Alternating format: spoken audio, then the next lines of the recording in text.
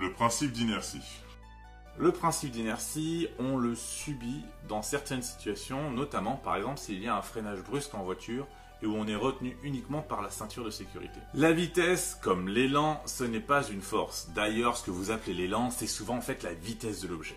Le principe d'inertie, qu'on appelle aussi première loi de Newton, s'écrit comme tel: tout objet persévère dans son état de repos ou de mouvement rectiligne uniforme si les forces qui s'appliquent à lui se compensent. Et s'il n'y a pas de force, évidemment, elles se compensent aussi. Si on revient à la voiture, notre exemple classique, lorsqu'on roule, en fait, techniquement, les forces qui s'appliquent à nous se compensent, puisqu'il y a la force, donc, de la gravité qui nous attire vers le sol, mais aussi la réaction du fauteuil. Ça se compense. On est immobile dans la voiture, mais la voiture est en mouvement. Lorsqu'on freine brusquement, on persévère donc dans cet état de mouvement rectiligne uniforme, ou plutôt d'immobilisme par rapport à la voiture. On continue à avancer donc.